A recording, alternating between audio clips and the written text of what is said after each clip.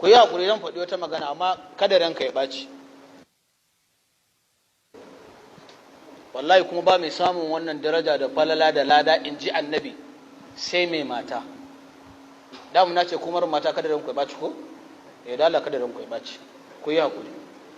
Annabi ne ya faɗa wani sa za mu gaya muku. Ba mai samun wannan sai mai mata.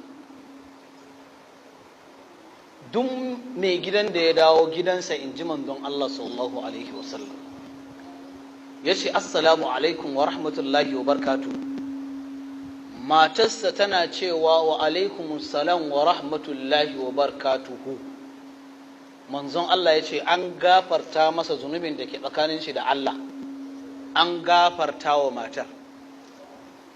Kuma in ta sha sunna dama da ta tafo ta riƙe hannunka ko ta ɗaura hannunta akan kafaɗanka ta rako ka har ka shigo falo, an turo mala'iku guda biyu, ɗaya na rubuta maka lada da ita, ɗaya na kankare muku zunubi da ita.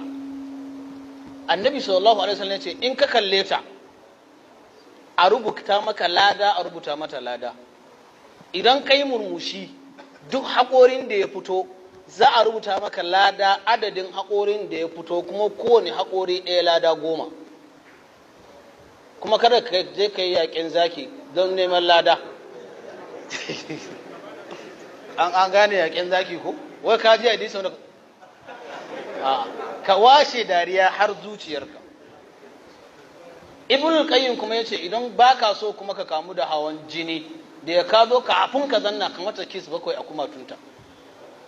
Wa ya faɗi wannan magana? Ba fa ni ba, Ibnul Qayyim. Ka san Ibnul Qayyim a fagen sunna ai ko? To yanzu hadisin manzon Allah sallallahu alaihi wasallam duk namijin da yau matarsa kiss ɗaya yana da lada 10. Lada nawa? 10. Idan ka zo ka kwanta sai ba ka yi filo da filo ba in ji manzon Allah, sai ka yi filo da cinyarta. In ka kula ai hadisi ya inganta, annabi in ya shigo ɗakin na Aisha da me yake filo? Da me yake filo ku faɗa mana? Da cinyar na Aisha. In ka yi filo da cinyarta tun lokacin da ka sa kanka a cinyarta ka yi filo har lokacin da za ka cire kanka, an turo mala'ika na rubuta maka lada kai da matar, yana kankare muku zunubi kai da matar.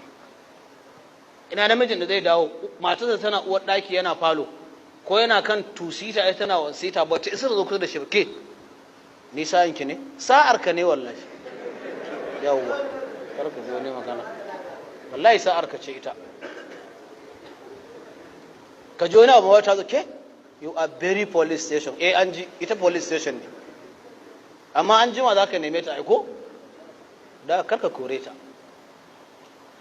Shaidan ne yake so ya nasara akan ku, wannan ladan ne baya so ka samu. Kallon matar ka fa kai sai an rubuta maka lada wallahi. Ka kalle ta ko baka yi dariya ba za a rubuta maka lada, a rubuta mata lada. Ta kawo abinci kuna ci kuna taɗi duk kalma ɗaya da ko tofa sai an ba ku lada 10.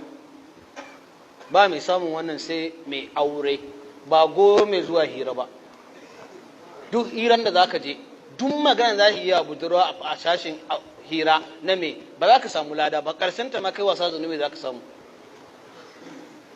Ka san akwai wani don samu gindin zama a wajen mace ma in ya zo an gaisa ina wuni ya su baba ya su waye, kai ai wallahi jiya ban yi bacci ba, ƙarya yake.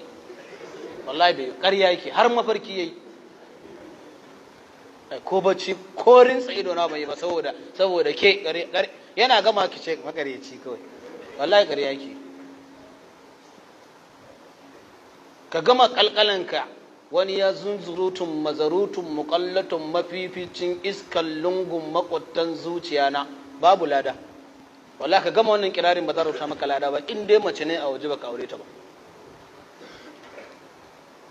Na biyu, da wanda ya kwanta da matarsa ta sunna saboda kada ya fada a zina akan gado ɗaya ba tare da sun ɗabbaka sunna sun sadu ba, kwanciya suka yi lami lafiya, ba ɓacin ranta a zuciyar mijin, babu ɓacin ranta ita ma a zuciyarta na mijin.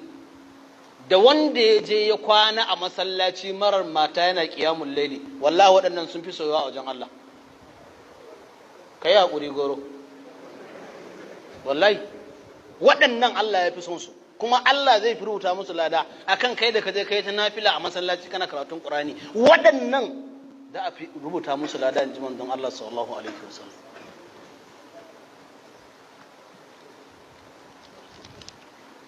Muna ganewa? Kuma manzon Allah sallallahu alaihi wasallam yake cewa duk namijin da ya kwanta da matarsa kwanciya ta sunna, duk wankan janaban da ya yi, ruwan da zai ɗiga na ƙarshe na wankan janabansa tare da zunubinsa gaba ɗaya zai ɗiga. Shi yasa ma'aurata da dama da sun san wannan falalan da ke tattare da cikin aure da yawa, da mu tsaya muna walakanta matanmu, muna koransu a jikinmu ba, jawo su a jiki za mu dinka yi. Amma rashin shi na irin wannan hadisin sai ka sa ga mutum har dukan matarsa zai, har marinta zai, ya zagi iyayenta. Yanzu Allah ya ce ko munanta matan ga karkai, dala duba hancinta kamar wani kofan gari. Annabi ya ce karka faɗi haka. Wala tuqaddih, kada ka aibanta. In duka za ka yi, wala tadridul wajh, kada ka mari fiskanta, saboda shi ka gani yake burge ka. To amma da yawan ma'aurata muna zaman ne kamar zaman kurkuku, ko ni kalman da Laraba suke cewa kamata dinu to dan, yanda kai haka zan maka. Allah ba mu ikon gyarawa, kuma kullum muka gabatar da irin wannan nasiha din muna bawa masu aure gudumawar abun da a ranar da ka ji nasiha in ka koma za ka yi. Don Allah yau kana komawa matarka ta gane cewa kana zuwa wajen karatun sunna, kana shiga gida ka mata oyoyo na hogin, ba za ka yi ba? Karka yi, wallahi karka yi, lada ka rasa. In ka hogin ɗinta, tun da kai hogin ɗinta fa sai rabu za a dina rubuta maka lada, ana kankare maka zunubi da ita. Mun gane wanda kyau? Allah ya samu dace. Ka kai karfe 1 kuma yau ko 12 kana mata hira mai daɗi, ka tuno lokacin da kake zuwa hira mana, ai ba ka so da rai ma ko? Haka ne? Amma yanzu ba ka hira, da ya ka dawo karfe 9 kawai za a ji wani majina ya tashi a hancin ka, kai ka kame bacci wa kai maza. Allah ya yafe mana wallahi tallahi. Wa subhanaka allahumma wa bihamdika nashhadu an la ilaha illa anta nastaghfiruka wa atubu ilayk. وآخر دعوانا أن الحمد لله رب العالمين.